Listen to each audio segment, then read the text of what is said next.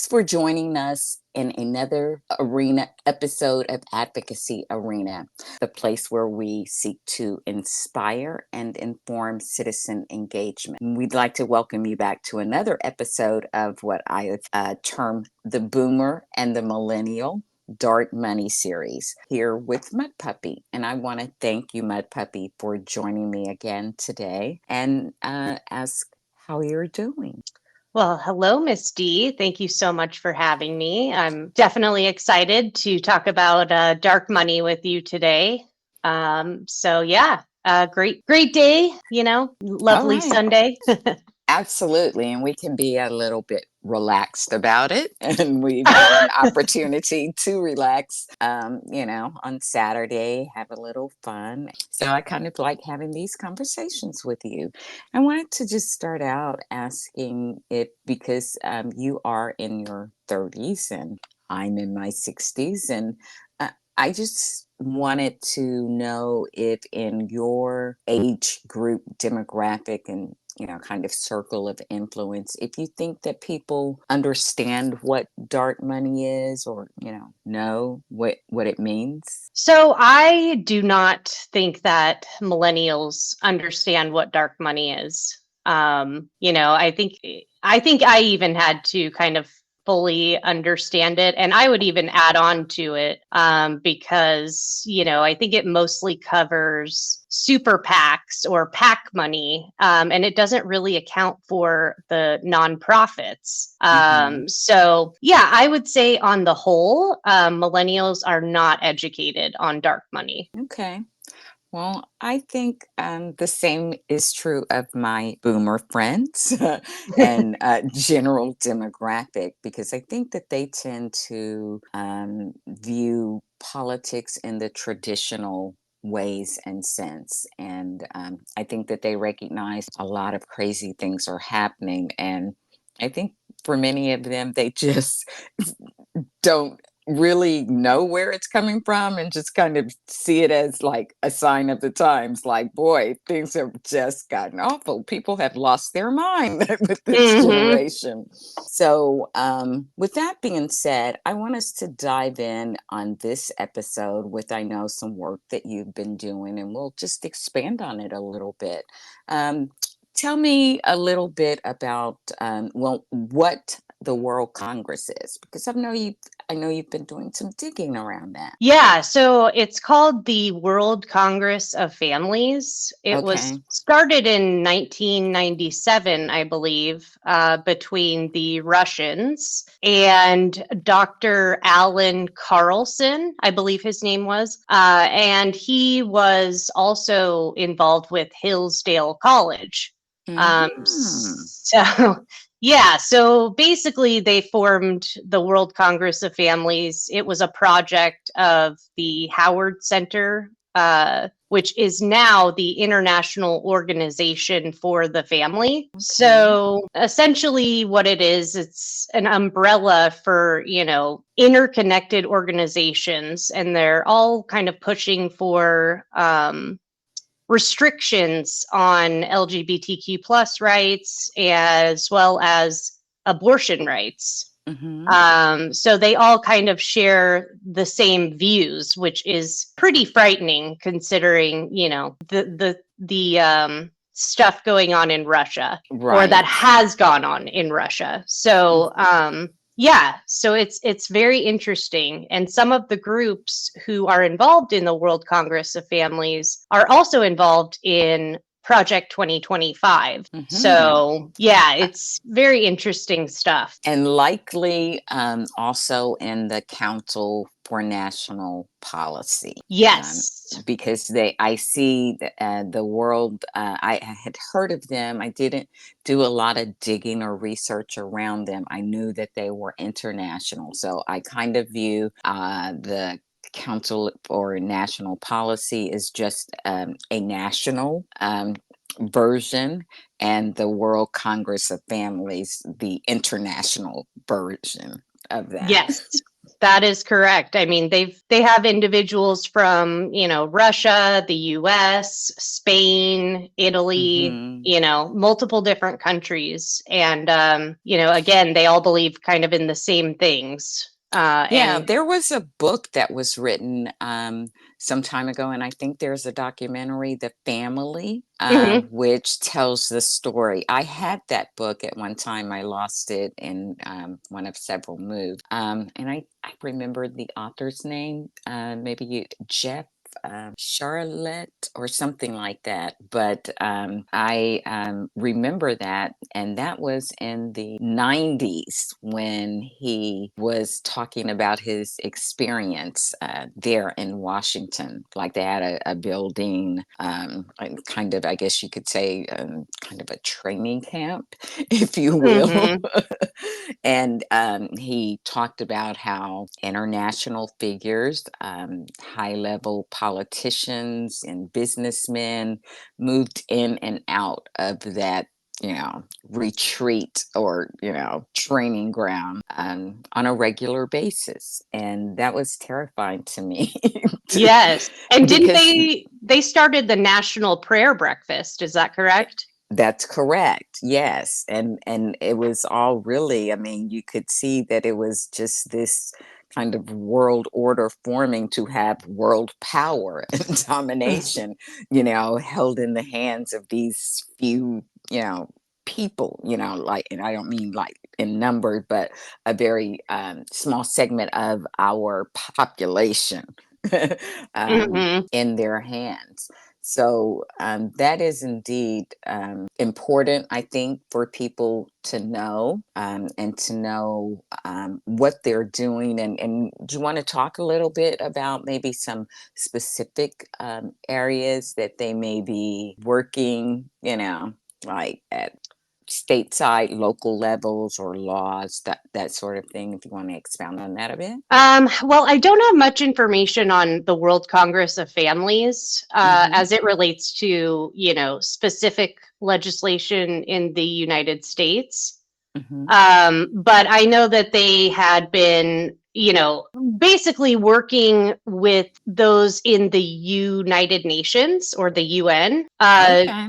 Yeah, to kind of push some of these anti-LGBTQ plus and anti-abortion measures forward. Okay. So yeah, but they all kind of influence each other. So even if Right. they're not pushing for these things as that group, the World Congress of Families, they're doing it, from their own organizations within their respective countries. I see. And again, very similar to what, the Council for National Policy, because many members, many organizations, and they kind of have these different agendas that they focus on, maybe one, like we're going to get to this one next, focuses on abortion, another one on education, another on, Second Amendment, and so they have quite a huge interconnected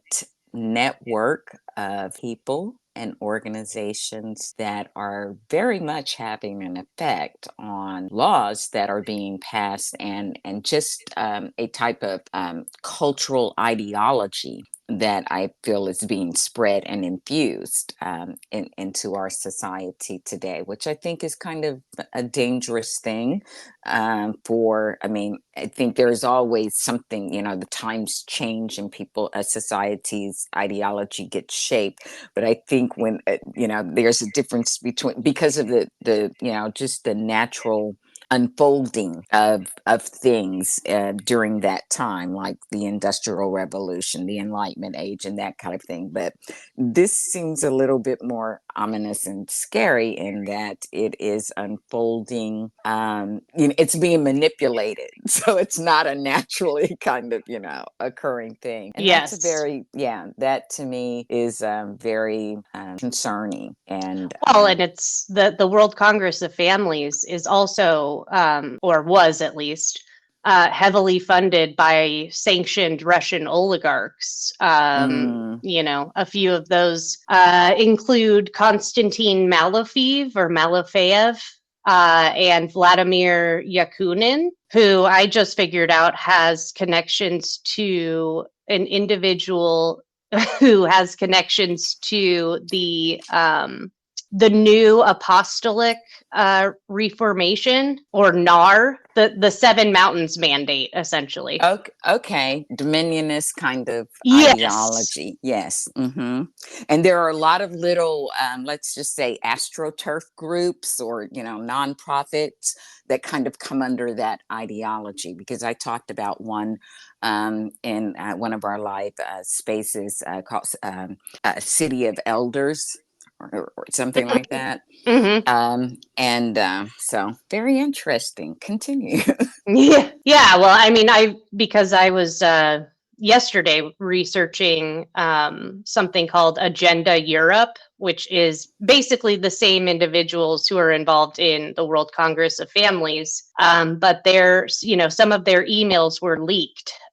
So the individual's emails that I was reading, his name is Austin Ruse, and Hmm. he is over the organization CFAM. And essentially, he was emailing back and forth with John Eastman. So now we started to see the connections. Yes. Hmm. So they were talking about some anti-LGBTQ restrictions within that Hmm. email. And when reporters reached out to Austin Ruse to, kind of get a comment from him, his comment was "F you," basically. Wow. Yeah, and he is also part of Opus Dei, which Mm, is the extreme form of I think it's Roman Catholic yes. Catholicism. Yes. Hmm. So he's a self-proclaimed Yeah, and I member of think, Opus Dei. out of Spain, maybe. I'm not as familiar with the Catholic religion, but I do think that Spain plays heavily into that too because of their history. But interesting, all of these connections. And I want to kind of move to one of the next ones, and we're going to keep exploring that particular organization and the role they may be playing in our political happenings today. But one in particular, because of laws and that are being passed in various states here, that I kind of wanted to talk about. I know you've done a little research on it, and I think this is a very appropriate time to bring more focus to it, and that is Susan B. Anthony. I mean, tell me a little bit about this lady and the organization that spun off because of her. Well, I actually don't know much about Susan B. Anthony. I do And know then that she was a suffragette, yeah, and well, I do know that the actual Susan B. Anthony organization made the pro-life organization change their name because they didn't feel like it reflected who Susan B. Anthony was.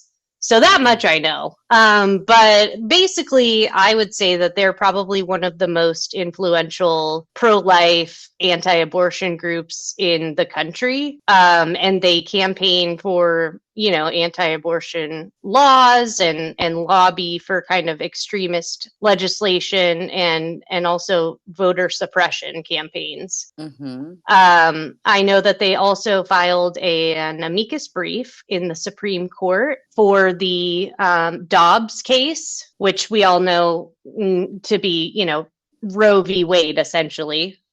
So they wrote one of their own amicus briefs for that Mm-hmm. case, and it was eventually overturned, by the Mm-hmm. Supreme Court. So Right. And interesting enough, here, the legislation in my state, when, Roe versus Wade was overturned, my state was one of those that had a ready trigger law in place. And it was actually, it was set to go. So Roe was overturned on June 24th, 2022. And so we had I guess, a 60-day trigger law, and ours was set to go into effect August 25th of 2022.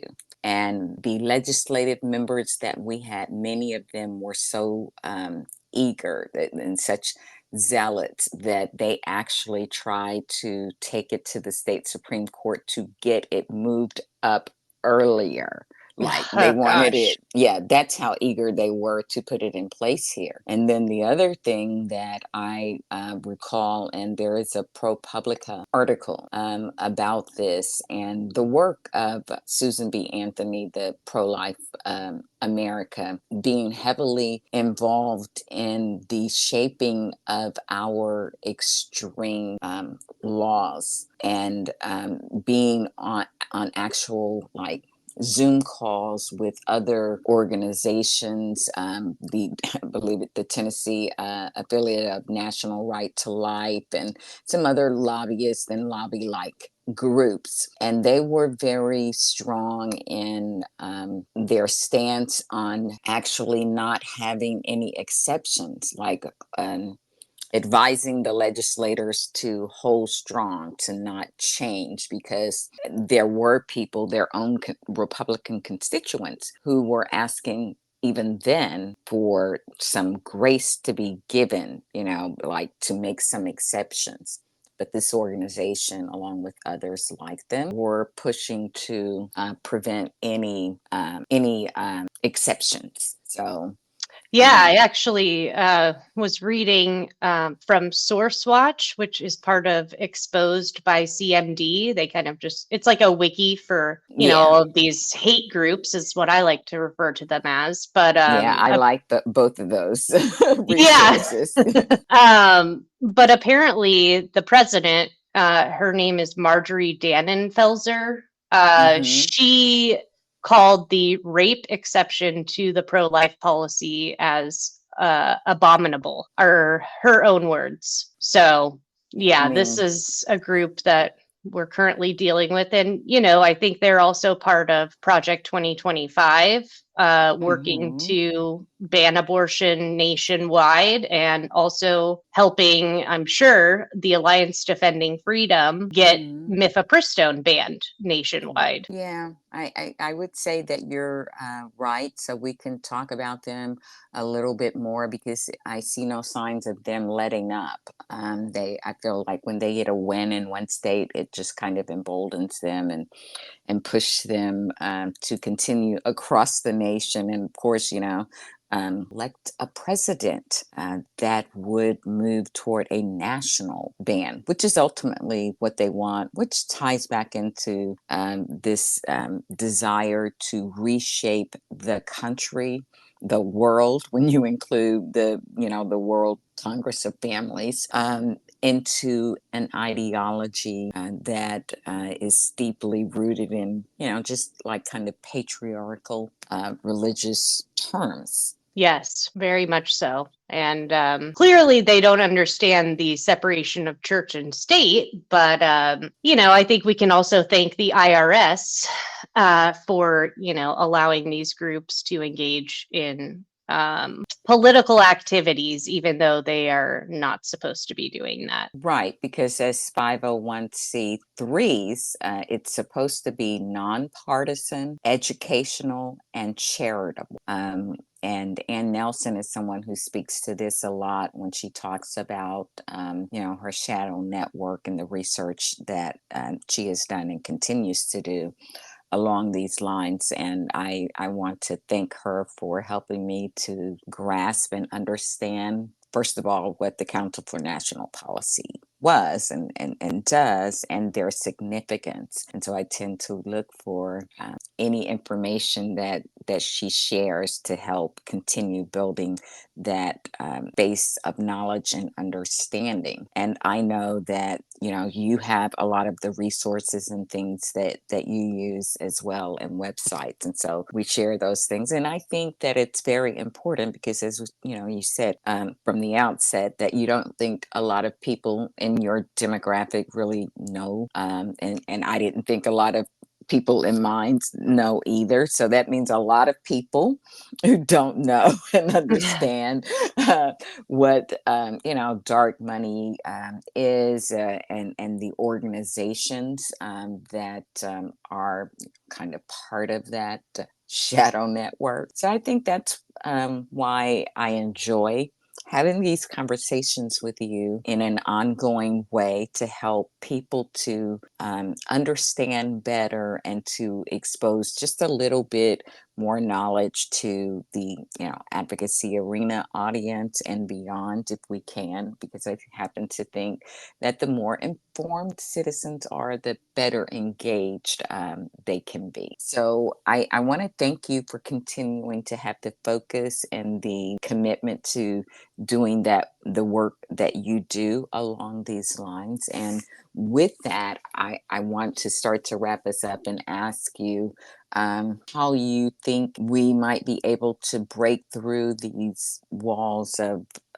lack of understanding this issue. Yeah, I mean, I think it's a tough question, right? Because you have to have people who actually want to be engaged with what's going on in politics. And for me, I have found that many people my age are not engaged, or they want to pretend like, everything is unicorns and butterflies. But I think if someone is interested in kind of dark money and politics, I think that they need to start paying attention to who is funding their politicians. And I think that's a great starting place for them, Mhm. because they can then go on to their state's campaign finance website and start researching individuals that they find on these donor lists to these specific politicians, that Mm. they may not be voting for. Mhm. I would say that that's probably a great place to start, or just paying attention to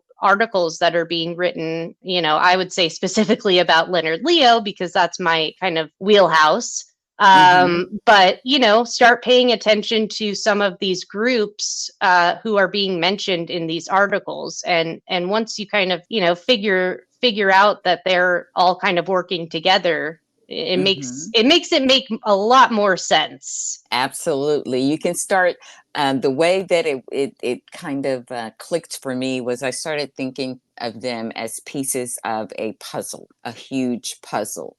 And each time I got a name or an organization, it was like I put it down in the puzzle, and the puzzle started to, kind of come to life. And I got really happy. I was like, oh, okay. So that's the analogy that I think of when, because it's such a, and of course, and Nelson called it the shadow network. And, sometimes I speak about it in terms of, like a spider web, just lots of connections and tentacles that, just, Yes, and absolutely. yeah. So I think that we are all continuing to try to grasp and understand these organizations and these people um, more and more, because I think it is important, and it is never like static. It just continues to evolve. So we have to continue that search of knowledge and understanding about how they are evolving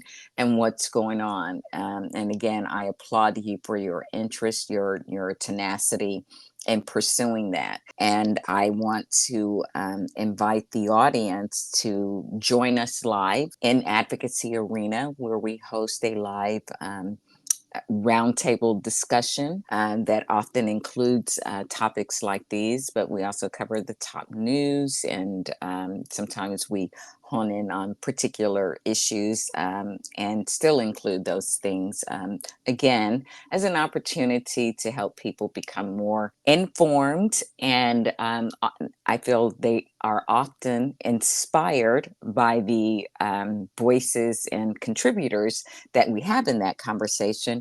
And I want to thank you, Mudpuppy, for often being one of those voices. um, so, Absolutely. and so we do that every Monday on X, formerly Twitter, at 1 p.m. Eastern and 12 p.m. Central Time. So I'd like to invite you all to come join in and listen. And if you're not able to, Just know that I do record it and publish it across other platforms like the Advocacy Arena YouTube channel and the Spotify and Apple channels as well. And we're working on getting more of them on our Substack channel. So you can find us in all those places. And I want to thank you for being with Mudpuppy and I in this episode of the Boomer and the Millennials dark money deep dive, and give you an opportunity to close out and just give us some thoughts around this subject, or something else that may be on your heart and mind. Yeah, well, first of all, thanks so much for having me. I really enjoy these discussions with you. And I'm sure a lot of the people in the space that you host on Mondays, learn a lot from just listening to our interactions regarding dark money. So, Right. we did have one listener who said that they called into C-SPAN because Right. they noticed that, one of the groups that we had talked about in your space was being hosted on C-SPAN, and the individual called in and was questioning them about Project 2025 because Yes. they were involved in that. So, I mean, your space is wonderful. I learn a lot as well. But you and I both are very much into the dark money side of things and kind of the root cause of these issues. So Mm-hmm. yeah, please do join us. All right. Well, I want to thank you again for our conversation here today. And because of some of the things that dark money are doing in my state, abortion is just one of them. I want to take a moment to share with my audience, and I hope it reaches other people and I hope it reaches them in time. But we also have a law in our state, Tennessee, where they are trying to arm teachers. And that's just the least of the awful things that they are doing regarding gun laws. First of all, they're just very lax. And I want to take an opportunity to ask people to text TN 64433 to let your legislators know that you want to vote no. They should vote no. We do not want to arm teachers. That is a bad idea. So, with that being said, thank you so very much. And I wish you a great rest of the afternoon, and hope to see you in Advocacy Arena tomorrow at 1 p.m. Eastern, 12 p.m. Central. So, with that, I want to say goodbye and give you an opportunity to say so long yourself.